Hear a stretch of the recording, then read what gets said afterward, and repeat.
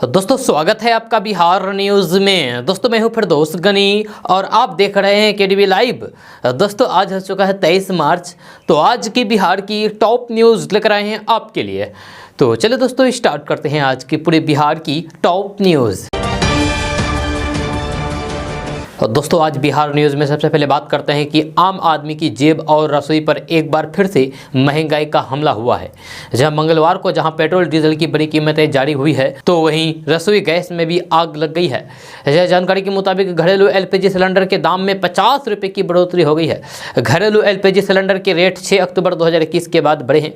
जहाँ सिलेंडर के दाम देश भर में बढ़े हैं। बिहार में अब आपको 1000 रुपये से 1100 रुपये के बीच में घरेलू एलपीजी सिलेंडर मिलेगा।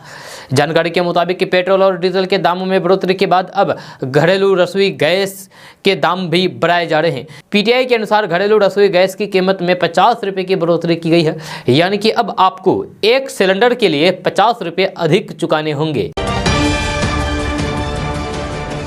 दोस्तों बात करते हैं कि बिहार के एक मुस्लिम परिवार ने हिंदू मुस्लिम एकता की मिसाल कायम की है। ऐसे दौर में जब आए दिन सांप्रदायिक तनाव की घटनाएं सामने आती रहती है, जब उस समय बिहार के एक मुसलमान ने अपनी बेशकीमती जमीन मंदिर निर्माण के लिए दान कर दी है। बिहार के पूर्वी चंपारण के कैथौलिया में दुनिया का सबसे ऊंचा मंदिर बन रहा है।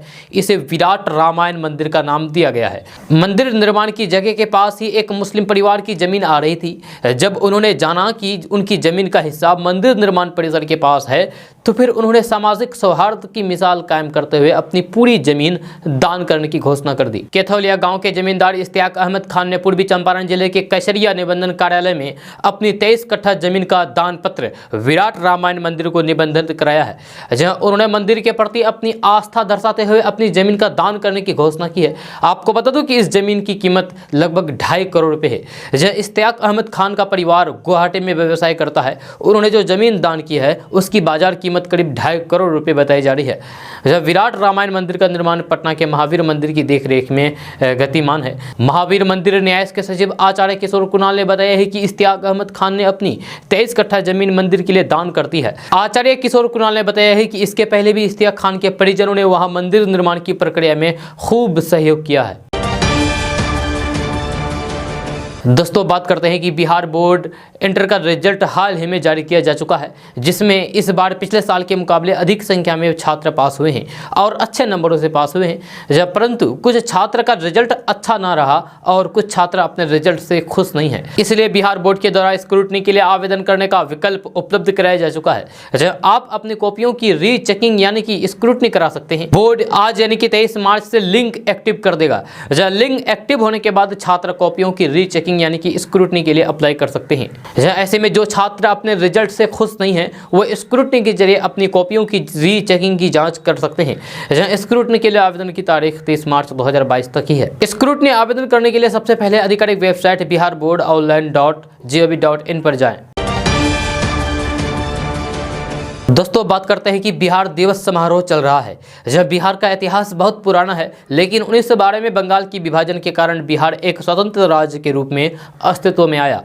साल 1912 में अंग्रेजों ने बंगाल प्रांत से अलग करके बिहार को एक नई पहचान दी। 22 मार्च 2022 को बिहार के गठन के 110 साल पूरे हो चुके हैं, यानी कि बिहार 110 साल के हो गए हैं। जब बिहार राज्य के गठन के प्रतीक के तौर पर 22 मार्च को हर साल बिहार दिवस मनाया जाता है। दरअसल 22 मार्च 1912 को अंग्रेजों ने बंगाल से अलग करके बिहार राज्य का निर्माण किया था। जब बिहार दिवस पर हर साल बिहार में सार्वजनिक अवकाश यानी कि छुट्टी पब्लिक हॉलीडे होता है। जब बिहार दिवस के मौके पर बिहार में कई तरह के कार्यक्रमों का आयोजन किया जा रहा है।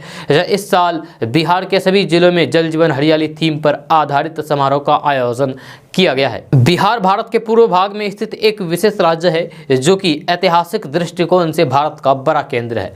जब बौद्ध धर्म के लोगों के यहाँ विहार के कारण इस राज्य का नाम बिहार पड़ा। बिहार में ही महाबोधि मंदिर स्थित है। जब देश के कई राज्यों के लोग पढ़ना लिखना नहीं जानते थे, उस समय बिहार शिक्षा का सबसे बड़ा केंद्र था। बिहार में अशोक, अजातशत्रु, बिंबिसार और अन्य महान राजाओं का जन्म हुआ। स्वतंत्र भारत के पहले राष्ट्रपति डॉक्टर राजेंद्र प्रसाद का जन्म भी बिहार में ही हुआ था। जहां प्रधानमंत्री नरेंद्र मोदी ने 22 मार्च को बिहार दिवस के अवसर पर बिहार के लोगों को बधाई दी।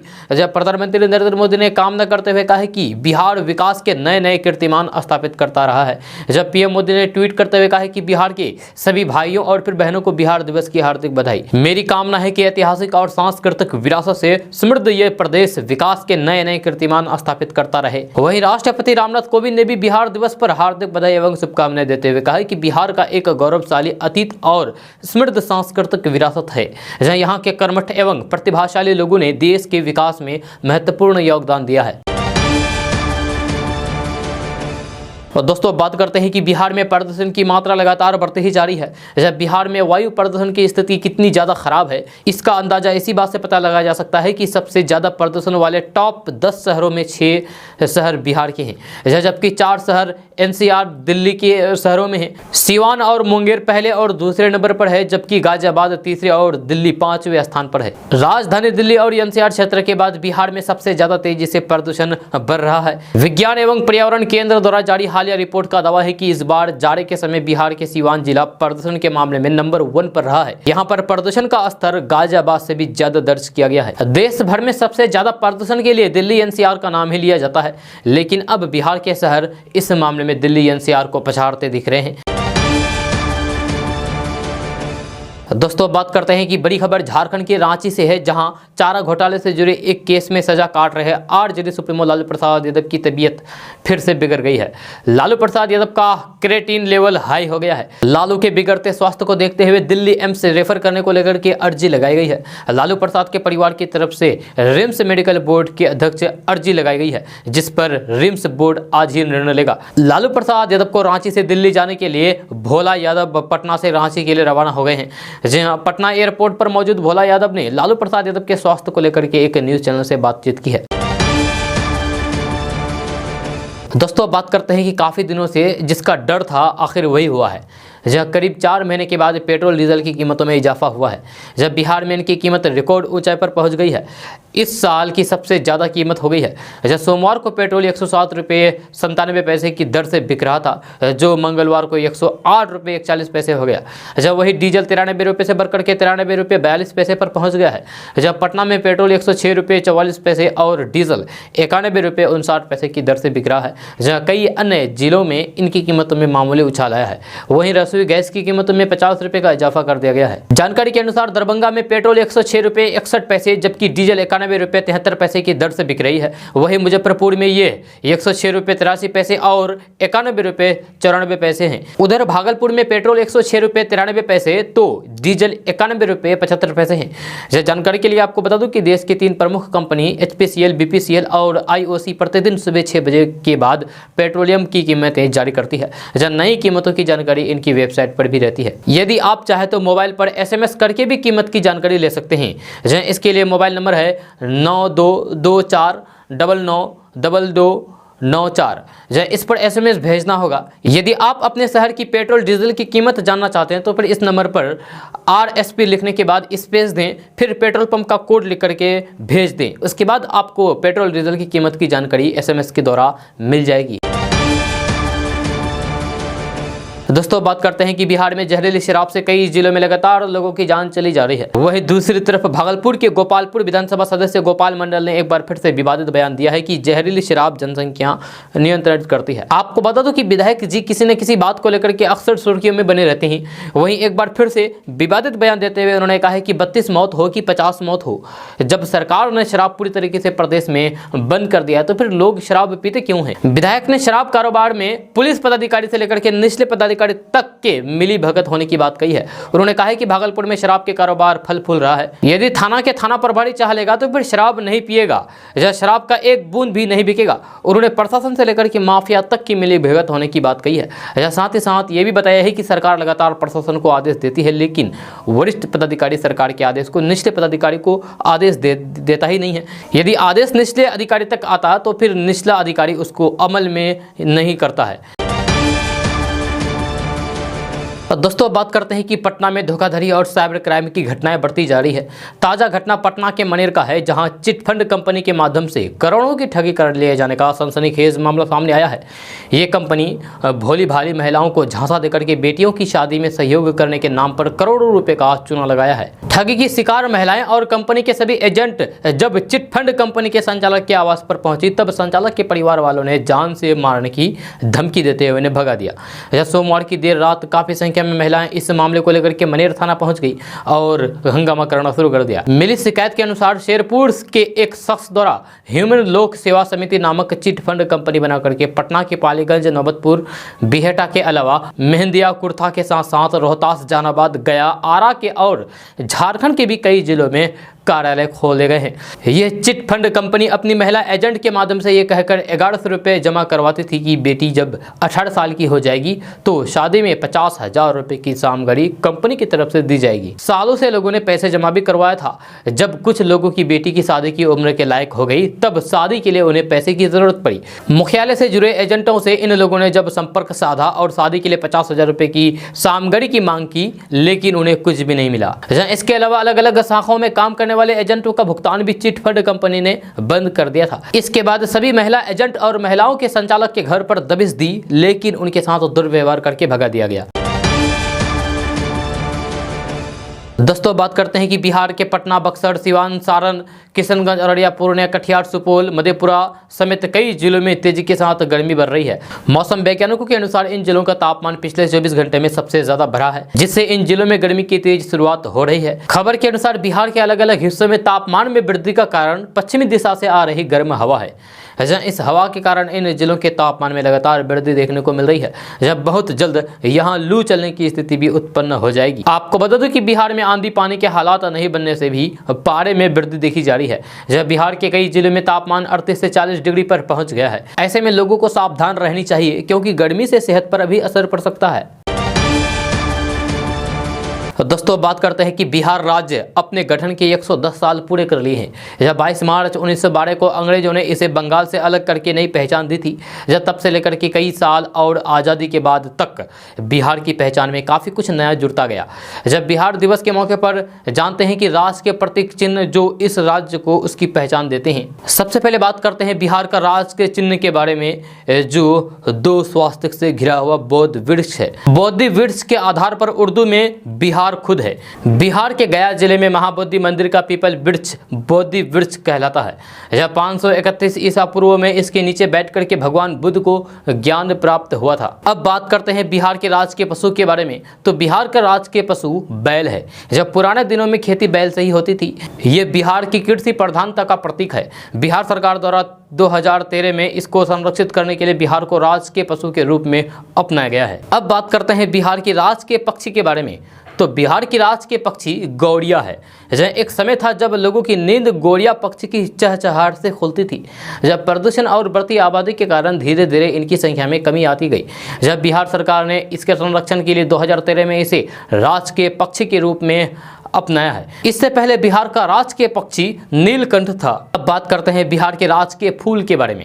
तो बिहार के राज के फूल का नाम गेंदे का फूल है। गेंदा का फूल एक ऐसा फूल है जो बिहार का लगभग हर घर में पाया जाता है। इसकी लोकप्रियता के कारण ही बिहार सरकार ने 2013 में इसे बिहार के राज के पुष्प घोषित किया है। इससे पहले राज के पुष्प कचनार का फूल था। अब बात करते हैं बिहार के राज के वृक्ष के बारे में। तो बिहार के राज के वृक्ष का नाम है पीपल का वृक्ष। जब पर्यावरण और वन विभाग के अधिकारियों के अनुसार पीपल बिहार की सांस्कृतिक पक्ष के साथ ही जुड़ा हुआ है। जब पीपल का वृक्ष बिहार में ज्ञान एवं परंपरा का प्रतीक है। इसी कारण पीपल का पेड़ बिहार का राज के वृक्ष है। अब बात करते हैं बिहार के राज के खेल के बारे में। तो बिहार का राज के खेल कबड्डी है। कबड्डी टीम में खिलाड़ियों की संख्या 12 होती है, लेकिन सिर्फ 7 खिलाड़ी खेलते हैं। जब बिहार के अलावा कबड्डी तमिलनाडु, महाराष्ट्र, पंजाब, तेलंगाना, आंध्र प्रदेश का भी राजकीय खेल है। अब बात करते हैं कि बिहार भारत का पहला ऐसा राज्य है जिसने हिंदी को सबसे पहले अपनी आधिकारिक भाषा घोषित किया है। जहाँ 1881 तक बिहार की आधिकारिक भाषा उर्दू थी।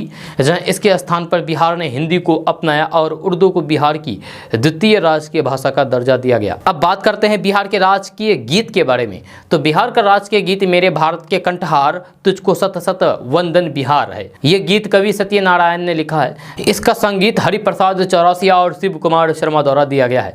यह गीत को आधिकारिक तौर पर मार्च 2012 में अपनाया गया था। अब बात करते हैं बिहार का राज्य प्रार्थना के बारे में। तो बिहार का राज्य प्रार्थना गीत मेरे रफ्तार पर सूरज की किरणें नाच करे। इस प्रार्थना गीत को मुजफ्फरपुर के मिस्टर चिश्ती ने लिखा है। दोस्तों बात करते हैं कि बिहार में ब्रिज, सड़कों और हाईवे का जाल बिछाया जा रहा है, जिससे बिहार के यातायात व्यवस्था सुगम हो सके। राजधानी पटना के बाद अब गया, दरभंगा, भागलपुर और मुजफ्फरपुर में रिंग रोड का निर्माण करवाया जाएगा। इसके अलावा 8 शहरों में नया बाईपास भी बनाया जाएगा। पटना में NH-30 से बिघरपुर के रास्ते कर बिघिया कृषि फार्म तक नया बाईपास बनेगा। पथ निर्माण मंत्री नितिन नवीन ने गुरुवार को पथ निर्माण विभाग के बजट प्रस्ताव के तहत विधानसभा में ये जानकारी दी है। यह साल 2022-23 के लिए 58 अरब 19 करोड़ 2,50,000 रुपए का बजट पारित किया गया है। नई बाईपास के निर्माण के लिए 143 करोड़ 12 लाख रुपए खर्च किए जाएंगे। जिन जगहों को बाईपास के निर्माण चिन्हित किया गया है उनमें अरवल जिला के कुर्था बाईपास, गोपालगंज जिले के कटैया बाईपास, वैशाली जिले में रामाशीष चौक से दिग्गी बाईपास, गया जिले में शेर घाटी बाजार बाईपास, नालंदा जिले में अरोथ से कोरनामा बाईपास, पटना में NH-30 से बिघरपुर होते हुए कर बिघिया कृषि फार्म तक बाईपास, कटिहार जिला में NH-81 से NH-31 तक तथा दरभंगा में जरीसो चौक से विष्णुपुर बेनीपुर वाया बरमाझा पोखर तक का बाईपास शामिल है। दोस्तों बात करते हैं कि बिहार की राजधानी पटना से बड़ी खबर सामने आ रही है। ताज़ा रिपोर्ट्स के मुताबिक बिहार में मैट्रिक का रिजल्ट जारी होने वाला है। जहाँ किसी भी वक्त बिहार बोर्ड के द्वारा अपने आधिकारिक वेबसाइट पर रिजल्ट जारी किया जा सकता है। इसकी तैयारी की जा रही है। खबर के अनुसार नीतीश सरकार पिछले साल मैट्रिक परीक्षा में प्रथम श्रेणी से पास सभी वर्ग के छात्र छात्राओं को मुख्यमंत्री प्रोत्साहन योजना के तहत 10,000 से 25,000 तक की राशि दी थी।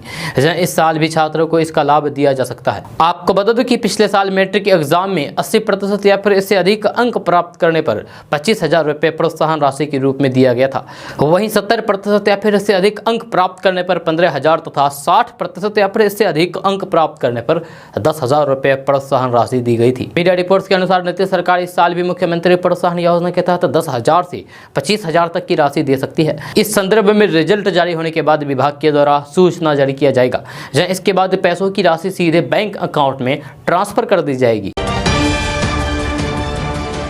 दोस्तों बात करते हैं कि कोरोना महामारी ने दुनिया को ऑक्सीजन का महत्व समझा दी है। इसके बाद पूरी दुनिया हरियाली बढ़ाने पर विचार कर रही है। इस संकट के बीच दुनिया को देश के पिछड़े जिलों में शुमार बिहार के बांका जिला से अच्छी खबर मिली है। कोरोना की शांति के बीच बांका जिला में 16.29 वर्ग किलोमीटर वन क्षेत्र बढ़ गया है। इस रिपोर्ट को भारत वन स्थिति रिपोर्ट 2021 के तहत सैटेलाइट सर्वे के बाद जारी किया गया है। इस रिपोर्ट में बांका जिला बिहार ही नहीं बल्कि देश में सबसे अधिक वन बनाने वाला जिला बना है। हरियाली बनाने की अच्छी रिपोर्ट तब सामने आई जब बिहार के अधिक वन क्षेत्र वाले कैमूर, रोहतास और सुपौल जिला में वन क्षेत्र पहले से ही कम हो गया है। जहाँ सबसे बड़ी बात यह है कि ICMR 2019 की सैटेलाइट रिपोर्ट में भी बांका में 20.73 वर्ग किलोमीटर वन बढ़ गया था। इसके पहले 2010 की रिपोर्ट में भी बांका के साथ जमुई में भी रिकॉर्ड वन बनाने पर बिहार को भारत सरकार ने सम्मानित किया था। दोस्तों बात करते हैं कि बिहार के बांका जिले में 7 साल की बच्ची के साथ दरिंदगी हुई है। दिल्ली के निर्भया कांड हत्याकांड की याद दिला दी है। शनिवार से गायब लड़की का बालू से ढका नग्न शव देर रात मिला। हत्या के पहले बच्ची की एक आंख भी फोड़ दी गई थी। घटना को लेकर स्थानीय लोगों में आक्रोश व्याप्त है। इस बीच बिहार विधानसभा के नेता प्रतिपक्ष और RJD नेता तेजस्वी यादव ने बिहार में प्रशासनिक अराजकता का आरोप लगाते हुए मुख्यमंत्री नीतीश कुमार पर हमला बोला है। घटना को लेकर बांका RJD ने ट्वीट करते हुए इसे कानून व्यवस्था के मरण के साथ समाज के पतन का भी द्योतक बताया है। साथ ही ये भी लिखा है कि इससे बेपरवाह मुख्यमंत्री नीतीश कुमार अपनी समाज सुधार यात्रा की पिपरी बजा रहे हैं। तेजस्वी यादव ने बांका RJD के इस ट्वीट को शेयर करते हुए घटना को निर्भया जैसी जघन्य और दिल दहला देने वाली वारदात बताया है। आगे तेजस्वी यादव ने लिखा है कि एक मासूम बच्ची का अपहरण करके सामूहिक गलत काम दरिंदगी की करने के बाद उसकी आंखें फोड़ दी गई तथा हत्या करके शव को गंदे नाले के पास रेत में गाड़ दिया गया। बिहार में प्रशासनिक अराजकता फैल चुकी है और मुख्यमंत्री अपनी कुर्सी बचाने में लगे हैं। दोस्तों बात करते हैं कि 5 राज्यों में चुनाव संपन्न होने के बाद एक बार फिर से आम आदमी को महंगाई का झटका लगा है। जहां देश भर में पहले से ही महंगाई चरम पर है, इस बीच पेट्रोल डीजल के बाद घरेलू रसोई गैस के दाम भी बढ़ गए हैं। जहां इसको लेकर के लोकसभा में खूब हंगामा भी हुआ। गैस तेल की कीमतों में बढ़ोतरी पर एक तरफ जहां विपक्ष धरने पर है, वहीं कांग्रेस नेता राहुल गांधी ने भी प्रतिक्रिया दी है।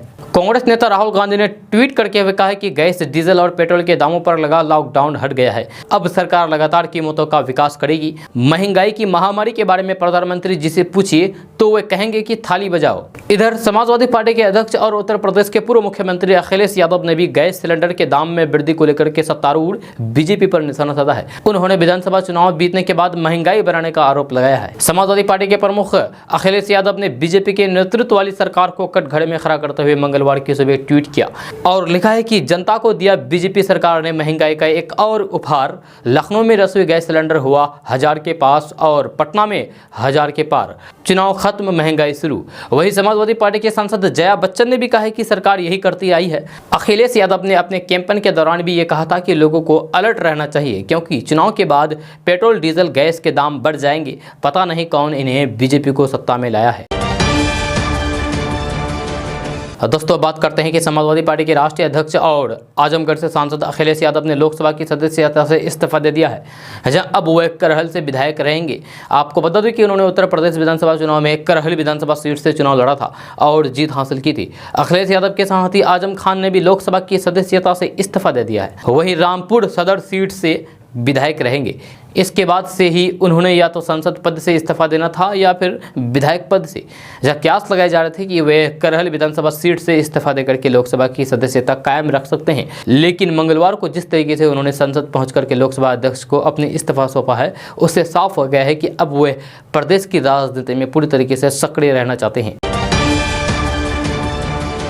दोस्तों बात करते हैं कि प्रधानमंत्री नरेंद्र मोदी ने मंगलवार को विश्व जल दिवस पर पानी की एक एक बूंद बचाने का अपना आह्वान दोहराया है। जहां प्रधानमंत्री नरेंद्र मोदी ने कहा है कि पिछले कुछ सालों में जल संरक्षण को एक जन आंदोलन बनते देखना खुशी की बात है। उन्होंने जल संरक्षण की दिशा में काम करने वाले सभी लोगों और पेड़ संगठनों की तारीफ भी की है।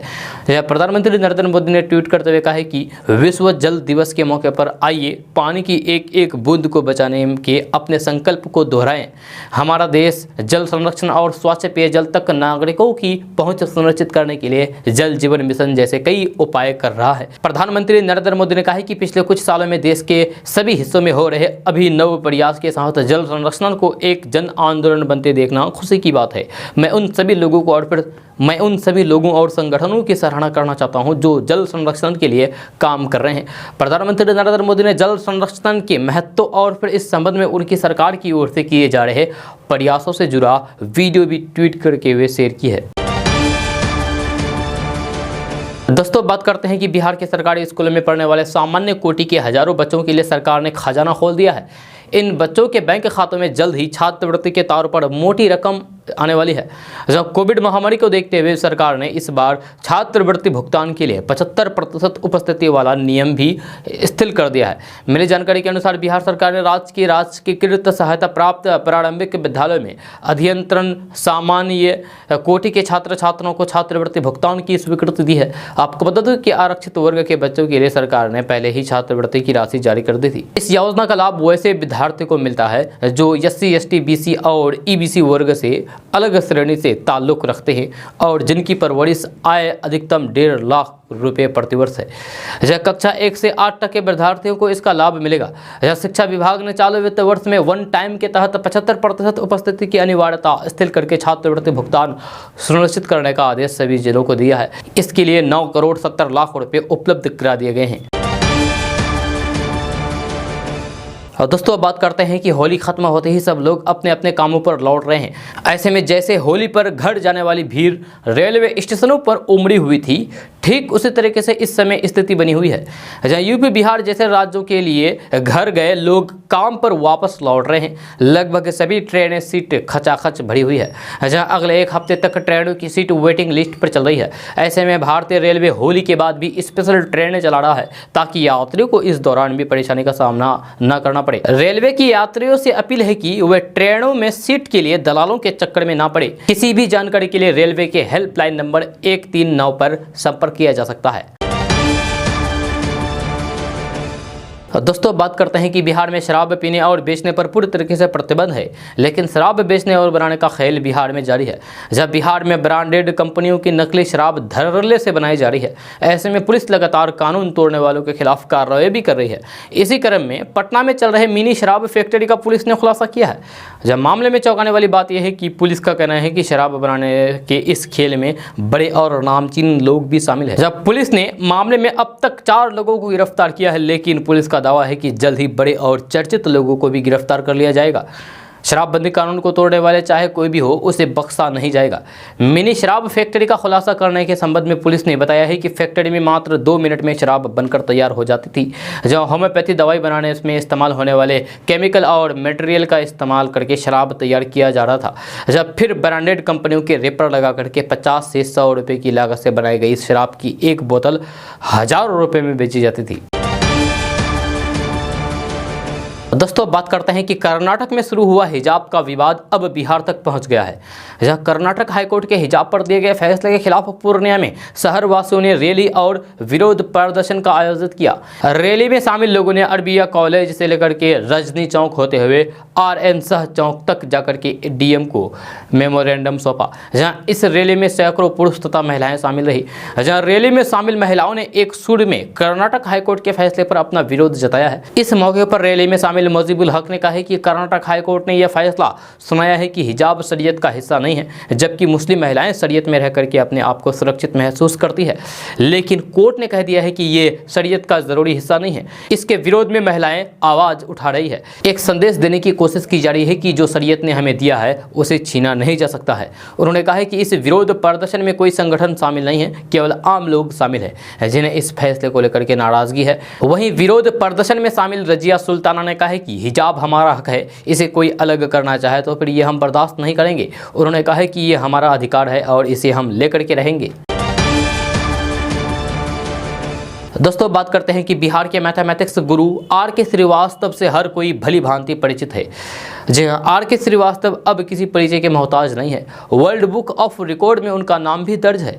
RK श्रीवास्तव आए दिन कुछ न कुछ ऐसा करते हैं जिससे वे चर्चा में बने रहते हैं। कोरोना काल में ऐसे मुश्किल समय में भी RK श्रीवास्तव ने स्टूडेंट को उनके समय का सदुपयोग करने के लिए उनको ऑनलाइन पढ़ाया। RK श्रीवास्तव अब बिहार ही नहीं बल्कि पूरे देश की एक बड़ी शख्सियत है। आपको बताते चले कि बिहार के रोहतास जिले के रहने वाले world records holder RK Srivastava सिर्फ 1 रुपये गुरु दक्षिणा लेकर के सैकड़ों आर्थिक रूप से गरीब स्टूडेंट को IIT, NIT, पॉलिटेक्निकल, BCEC सहित देश के प्रतिष्ठित इंजीनियरिंग प्रवेश परीक्षा में सफलता दिला करके उनके सपनों को पंख लगा चुके हैं। 540 आर्थिक रूप से गरीब स्टूडेंट को सिर्फ 1 रुपये गुरु दक्षिणा में पढ़ा करके इंजीनियर बना चुके हैं। देश के राष्ट्रपति सहित कई चर्चित हस्ती RK श्रीवास्तव के शैक्षणिक कार्यशैली की प्रशंसा कर चुके हैं। गूगल बॉय कौटिल्य पंडित के गुरु के रूप में भी देश में उन्हें जानते हैं। 1 रुपये गुरु दक्षिणा वाले RK श्रीवास्तव और कौन बनेगा करोड़पति के प्रथम 5 करोड़ विजेता सुशील कुमार मित्रवत हैं, यानी कि दोनों दोस्त हैं।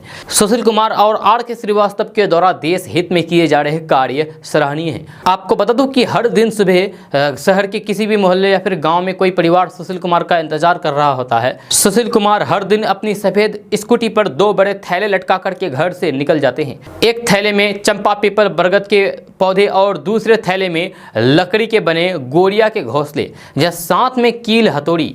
यह सिलसिला पिछले कई साल से बिना किसी रिकॉर्ड के जारी है। अब तक वे लाखों चंपा के पौधे, तकरीबन 400 पीपल, बरगद के पौधे और अब करीब 5000 गोरिया के घोंसले बांट चुके हैं। सुशील कुमार अब तक कौन बनेगा करोड़पति यानी कि KBC में 5 करोड़ रुपए जीत करके इतिहास रच चुके हैं। लेकिन मोतिहारी बिहार में सुशील कुमार का अब ये नया काम है, जहाँ इस काम ने उन्हें एक नई पहचान दी है और एक नया नाम दिया है, द चंपा मैन। जहाँ कौन बनेगा करोड़पति के पहले 5 करोड़ रुपए के विजेता और बिहार इलेक्शन कमीशन के ब्रांड एम्बेसडर रह चुके पूर्वी चंपारण के सुशील कुमार गोरिया के संरक्षण के लिए अभियान चला रहे हैं। सुशील कुमार गोरिया के संरक्षण और बचाव के लिए बीते कई सालों से काम कर रहे हैं, जहां वे आसपास के लोगों को गोरिया संरक्षण के प्रति जागरूक करते हैं, लोगों को बताते हैं कि इनका संरक्षण कैसे किया जा सकता है।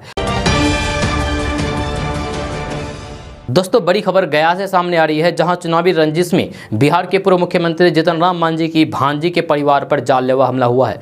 जहां रविवार की रात अपराधियों ने परिवार के सदस्यों को बंदूक के बट से मार करके घायल कर दिया। वहीं इस दौरान तलवार से भी हमला कर दिया गया।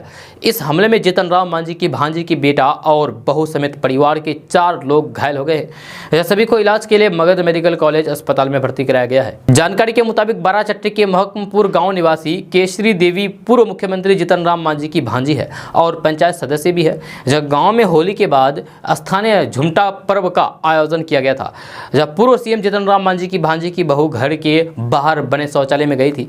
इसी दौरान घर के लोगों को उसकी चीख सुनाई दी।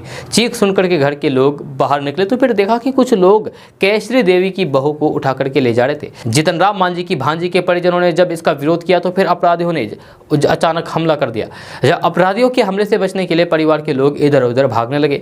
इस दौरान अपराधियों ने बंदूक के बट और तलवार से हमला करके परिवार के कई लोगों को घायल कर दिया। जब मारपीट और चीख पुकार सुनकर के गांव के लोग मौके पर पहुंच गए। ग्रामीणों को आता देख करके सभी अपराधी मौके से फरार हो गए।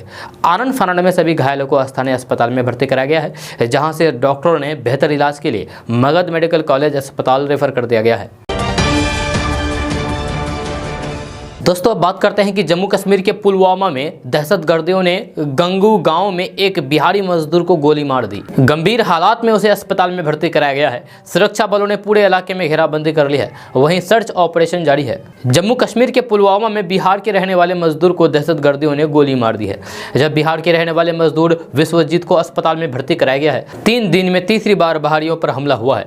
जब गैर कश्मीरी पर ये लगातार हो रहे हैं। इससे पहले दक्षिण कश्मीर के पुलवामा में अहिहाल इलाके में दहशतगर्दियों ने एक बड़ी को गोली मार दी थी। इस प्रवासी मजदूर को पेट में गोली लगी थी, जिसमें वह बुरी तरीके से घायल हो गया था और इलाज के क्रम में उसकी जान चली गई थी। जब मृतक की पहचान उत्तर प्रदेश के बिजनौर के निवासी मोहम्मद अकरम के रूप में हुई है। वहीं दक्षिण कश्मीर के शोपियां और त्राल में दहशतगर्दियों ने ग्रेनेड हमले में सीआरपीएफ के 3 जवान घायल हो गए थे। 3 दिनों में 3 बार दहशतगर्दियों ने मजदूरों पर हमला किया है। फिलहाल इलाके में सर्च ऑपरेशन जारी है। दोस्तों बात करते हैं कि राज्यसभा सांसद एवं बिहार के पूर्व उप मुख्यमंत्री सुशील कुमार मोदी ने आज राज्यसभा में शून्यकाल के दौरान मांग की है कि पूरे देश के लिए एक बिजली दर 1 नेशन 1 टैरिफ लागू किया जाए। यह सुशील कुमार मोदी ने कहा है कि बिहार के पास बिजली पैदा करने के लिए आवश्यक कोयला या फिर अन्य संसाधन नहीं है। जब परिणाम इसका यह है कि बिहार को अपनी आवश्यकता की 3 से 4 ऊर्जा केंद्रीय ऊर्जा संयंत्रों या फिर बिहार के बाहर से खरीदनी पड़ती है। उन्होंने कहा है कि बिहार की औसत ऊर्जा खरीद मूल्य केवल पड़ोसी राज्य झारखंड उड़ीसा से ही ज़्यादा नहीं है, बल्कि गुजरात महाराष्ट्र जैसे ऊर्जा उत्पादक राज्यों से भी काफ़ी ज़्यादा है, जिसका परिणाम है कि बिहार के उपभोक्ताओं को काफ़ी ऊँचे मूल्य पर बिजली आपूर्ति करनी पड़ रही है। यह सुशील कुमार मोदी ने कहा है कि देश के सभी राज्यों को एक ही मूल्य पर बिजली की आपूर्ति की जानी चाहिए। एक देश एक टैक्स, एक देश एक ग्रिड, एक देश एक राशन कार्ड की तर्ज पर एक देश एक बिजली दर लागू किया जाना चाहिए, ताकि कोयले एवं प्राकृतिक संसाधनों के अभाव में बिहार के उपभोक्ताओं की ऊंची दर पर बिजली का भुगतान न करना पड़े।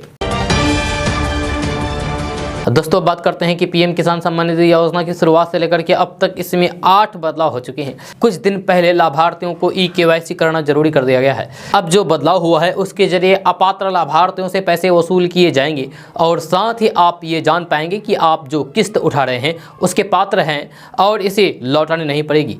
जब पीएम किसान सम्मान निधि योजना के तहत लाखों किसानों ने फर्जी तरीके से 2000 रुपए की कई किस्तें डकार ली है। कोई आयकर दाता होते भी किस्त पा रहे हैं तो फिर किसी के परिवार में पति पत्नी दोनों किस्त उठा रहे हैं। भले से खेत पति और पत्नी के नाम हो, लेकिन अगर एक ही साथ रहते हैं और परिवार में बच्चे नाबालिग हैं तो फिर केवल एक ही व्यक्ति को इस योजना का लाभ मिलेगा।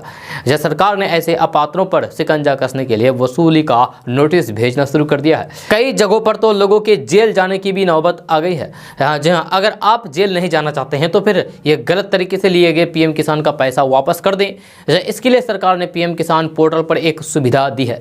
आप ऑनलाइन पैसा रिफंड कर सकते हैं।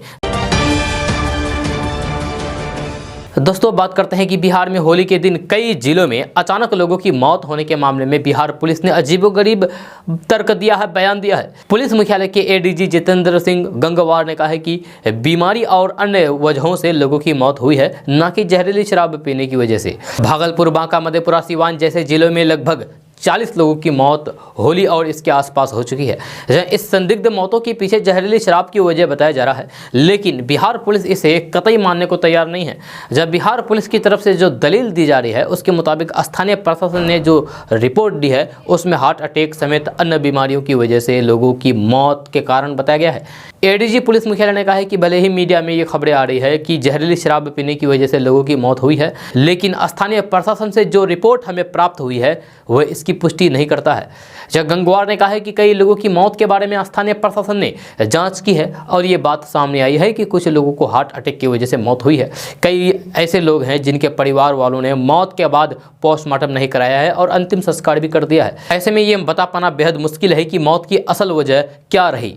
एडीजी पुलिस मुख्यालय ने कहा है कि बंदीपुरा जिले में जिन लोगों की मौत हुई है वे किसी न किसी बीमारी से पीड़ित थे। इसके बावजूद मधेपुरा में सभी संदिग्ध जगहों पर मद्य निषेध विभाग और फिर पुलिस की तरफ से संयुक्त छापेमारी की जा रही है। दोस्तों आज का न्यूज़ बस यहाँ तक। कैसा लगा जरूर अपना सुझाव दीजिएगा नीचे कमेंट बॉक्स में कमेंट करके। अगर आप नए आए हैं इस चैनल पर तो फिर चैनल को सब्सक्राइब करके बेल आइकन को भी प्रेस कर दीजिए और साथ में वीडियो को लाइक कर दीजिए, अपने दोस्तों के साथ शेयर भी कीजिए। तो चलिए दोस्तों फिर मिलते हैं नेक्स्ट वीडियो में, तब तक के लिए जय हिंद जय बिहार।